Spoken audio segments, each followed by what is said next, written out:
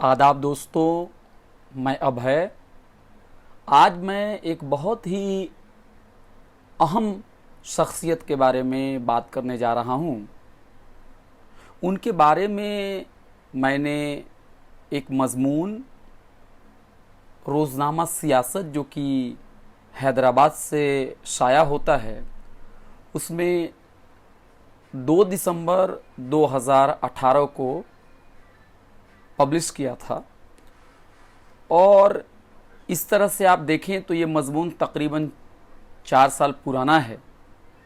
लेकिन मेरे एक दोस्त जो कि अक़लियतों के हुकूक़ और सेकुलरिज़म के अक़दार और समाजी इंसाफ के जो उसूल हैं, उसको वो बहुत अपने दिल से लगाए हुए हैं, उस पे अमल करते हैं, वो उनका सपना है। उन्होंने मुझसे पूछा कि अभय भाई, आपने क्या एजी नूरानी के बारे में कुछ लिखा है? मैंने कहा कि हाँ, मैंने एक मज़मून 2018 में लिखा उनके बारे में, क्योंकि उस वक्त वो दिल्ली में एक लेक्चर देने के लिए कॉन्स्टिट्यूशन क्लब जो है वहाँ पे आए हुए थे, जो कि पार्लियामेंट से बिल्कुल ही पास में है। तो हम सब साथी जेएनयू से उनसे मिलने भी गए थे। और ये जो लेक्चर था वो मुसलमानों के मसाइल पे था, मुल्क के मौजूदा हालात के ऊपर था। और मैं कह रहा हूँ कि नूरानी साहब ने जो भी कारकर्दगी जो उन्होंने रिसर्च, समाजियात, तारीख़, कानून और आइन के हल्के में जो उन्होंने अंजाम दी है, मुझे लगता है कि उसको किसी अल्फाज में बयान नहीं किया जा सकता। अगर हिंदुस्तान में सेकुलरिज़म, जमहूरियत, समाजी इंसाफ, हिंदू मुस्लिम इत्तेहाद के लिए कुछ लोगों ने अगर सबसे ज़्यादा, सबसे संजीदा काम किया है, तो उसमें एजी नूरानी साहब भी हैं। उन्होंने कश्मीर के ऊपर किताब लिखी, उन्होंने आइन के ऊपर किताब लिखी, उन्होंने हैदराबाद के ऊपर किताब लिखी, उन्होंने हिंदुत्व के ऊपर किताब लिखी, उन्होंने भगत सिंह के ऊपर किताब लिखी। और उनका जो रोल है वो मेरे जैसे एक छोटे से रिसर्चर या फिर सहाफ़ी के लिए मुमकिन नहीं है कि मैं उसको किसी मज़मून में उसको मैं शामिल कर सकूं। लेकिन इसके बावजूद भी चूँकि मैंने उनको पढ़ा और उनकी तस्वीर मेरी जहन में हमेशा रही है, तो जब मैंने उनसे मुलाकात की तो मैं अपने आप को रोक नहीं पाया कि जो मेरे तासुरात हैं उसको मैं कलमबंद करूं, और मैंने इसे उर्दू में ही लिखा। तो ये मज़मून है सियासत, जो कि हैदराबाद के एक बहुत ही मकबूल उर्दू का अखबार है और हिंदुस्तान का भी एक मकबूल तरीन अखबार में से एक है। उसमें उसके संडे जो इतवार का जो पेज है, उस शुमारे में 2 दिसंबर 2018 को शाया हुई है। मैं उसको पढ़ने जा रहा हूँ, क्योंकि मेरे जो दोस्त हैं उन्होंने माजरत जाहिर की है कि उर्दू मतन को पढ़ नहीं सकते हैं, लेकिन उर्दू और हिंदी में कोई फ़र्क है नहीं, तो मैं इसको पढ़ रहा हूँ।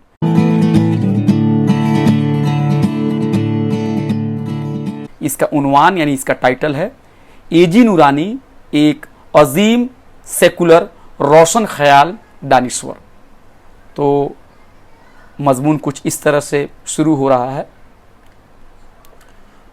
गुज़श्ता जुमा की शाम हिंदुस्तानी पार्लियामेंट से मुत्तसिल कॉन्स्टिट्यूशन क्लब में 12वीं असगर अली इंजीनियर यादगारी खुतबे का इनाकाद किया गया। बतौर ख़तीब एजी नूरानी मदऊ थे।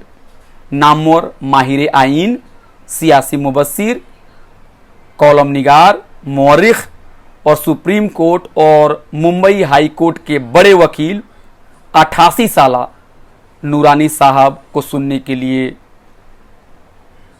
दिली बेताबी थी।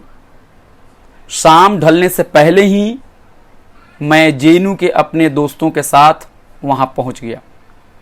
लेक्चर हॉल के बाहर लगे खूबसूरत चश्मों से पानी के फव्वारे आसमान को चूमने की कोशिश कर रहे थे।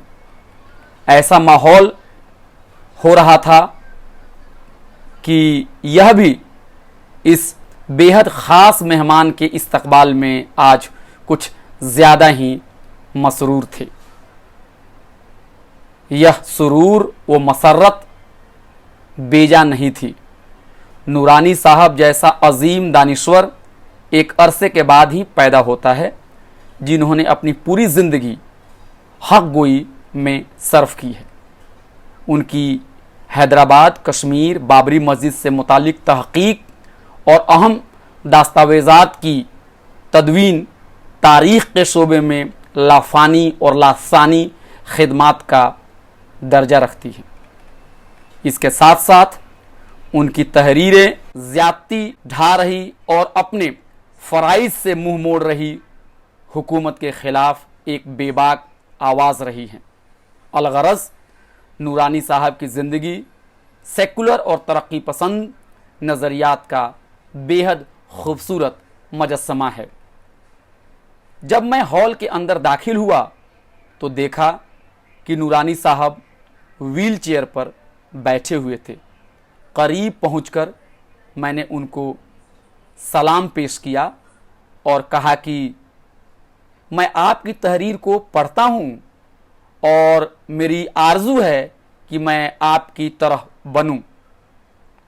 सर हिलाकर उन्होंने अपनी खुशी का इजहार किया।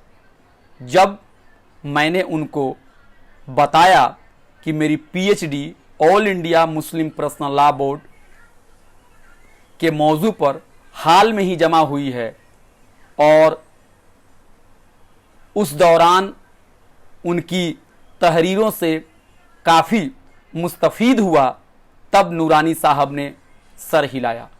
ख्याल रहे कि नूरानी साहब की इस मौजू पर यह राय है कि मुस्लिम पर्सनल लॉ के मसले को रूह शरीयत के मुताबिक हल किया जाए, ना कि एंग्लो मोहम्मडन लॉ जो कि अंग्रेज़ों के दौरे हुकूमत में वजूद में आया को ही शरीयत समझ लिया जाए। इसके साथ साथ वह एकसा सिविल कोड के निफास के सख्त मुखालिफ हैं। अपनी तहरीरों में वह मुसलसल लिखते आ रहे हैं कि बीजेपी एकसा सिविल कोड का इस्तेमाल मुसलमानों के खिलाफ डंडे यानी स्टिक के तौर पर कर रही है। जब मैंने उनसे सारी बातें दोहराई और कहा कि पीएचडी मकाले में मैंने यह सब कुछ शामिल किया है, तो इस बार भी उन्होंने अपना सर हिलाकर अपनी खुशी जाहिर की। इसी बीच वहाँ मौजूद किसी शख्स ने उनके साथ फ़ोटो लेने की ख्वाहिश जाहिर की, मगर उन्होंने साफ इनकार कर दिया। भारत के मुसलमान माजी और हाल पर बोलते हुए नूरानी साहब ने वह सब बातें कह दी जिनको हुकूमत वक्त दबाने की भरपूर कोशिश कर रही हैं, मगर नूरानी साहब जैसे हग्गो को किसी बात का डर नहीं। उन्होंने साबिक नायब सदर जमहूरिया, साबिक काबीनी वज़ीर और दिल्ली के दानिश्वर तबका की मौजूदगी में कहा कि मुसलमानों की मौजूदा हालात साल 1857 और 1947 से भी ज़्यादा ख़राब हो गई है। 1857 के इनकलाब के बाद अंग्रेज़ थे। 1947 में तक़सीम हिंद के बाद जवाहरलाल नेहरू थे, जिनकी तरफ मुसलमान मदद के लिए जा सकते थे, मगर आज वह बेसहारा और बेयार व मददगार हैं। आज मुसलमान बग़ैर लीडर के हैं। उनके ख़िलाफ़ बड़े पैमाने पे भेदभाव बरता जा रहा है। नौकरियों में वह इम्तियाजी सलूक झेल रहे हैं। हाउसिंग सेक्टर में वह तासुब के शिकार हैं। उनकी सियासी नुमाइंदगी पार्लियामेंट में भी सबसे कम है। क्या मुसलमानों की इस पसमानदगी के लिए सिर्फ बरसरे इक़्तिदार भगवा तंजीमें ही जिम्मेदार हैं? क्या यह हकीकत नहीं है कि उनकी तरक्की के लिए सेकुलर जमातें भी पूरी तरह से ईमानदार और मुखलिस नहीं रही हैं? क्या यह सच नहीं है कि नेहरू के दौरे हुकूमत में भी मुसलमानों की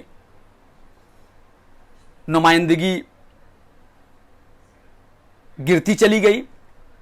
जब सवाल जवाब की बारी आई तो मैंने उस पर नूरानी साहब की राय जाननी चाहिए। मेरे इस सवाल का मुख्तसर जवाब देते हुए नूरानी साहब ने कहा कि नेहरू को और भी ज़्यादा करना चाहिए था, मगर नेहरू ऐसा नहीं कर पाए। जहां नूरानी साहब ने मुल्क के पहले वज़ीर आज़म नेहरू को सेकुलर नज़रिए का हामिल करार दिया, वहीं उन्होंने मौजूदा वज़ीर आज़म पर शिद्दत पसंद तंजीम RSS के एजेंडे को थोपने पर बेचैनी जाहिर की। जब 2014 में इंतखाबात जीतकर मोदी ने पहली तकरीर पार्लियामेंट में की, तब उन्होंने 1000 साल की गुलामी की बात कही, जो कि RSS के मौक़िफ़ की तायीद है। 1000 साल की गुलामी की अफवाह, नफरत अंगेज प्रोपेगेंडा फैलाकर शिद्दत पसंद हिंदुत्व अनासिर मुसलमानों को निशाना बनाते रहे हैं, और इस साजिश के पीछे उनकी यह मंशा है कि मुसलमान और इस्लाम की पूरी तारीख़ और उसकी खिदमत को नकार दिया जाए। सितम ज़रफ़ी देखिए कि मुल्क का वज़ीर आज़म आइन के मुताबिक बोलने और काम करने के बजाय RSS के एजेंडे पर काम कर रहा है।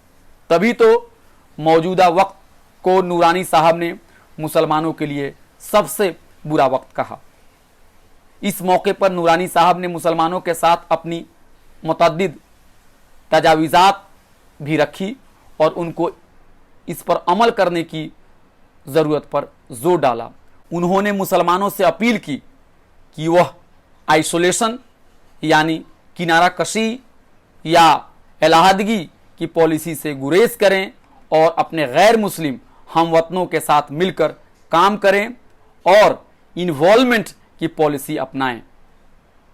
मिसाल के तौर पर उन्होंने कहा कि बाबरी मस्जिद से मुतालिक जो सबसे अच्छी तहकीक है उसे रोमिला थापर जैसे गैर मुस्लिम मौरिख ने की है, इसलिए मुस्लिम तंजीमों के दरवाजे तमाम महकूम और गैर मुस्लिम के लिए खुले होने चाहिए। उन्होंने कहा कि मुसलमान को दलितों के साथ मिलकर काम करना चाहिए, मगर इस तरह के तासुर देने से गुरेज करना चाहिए कि दलित मुस्लिम इत्तेहाद अक्सरियती तबका के खिलाफ बनाया गया है।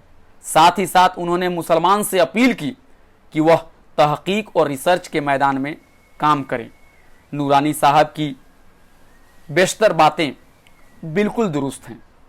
मुसलमानों की तरक्की की जिम्मेदारी सरकार की ज़रूर है, मगर इसके साथ साथ हम आप भी अपनी जिम्मेदारी से मुंह न मोड़े। इसीलिए आज मुल्क को एक नहीं बल्कि बहुत सारे AG नूरानी की ज़रूरत है। शुक्रिया दोस्तों, मैं अभय कुमार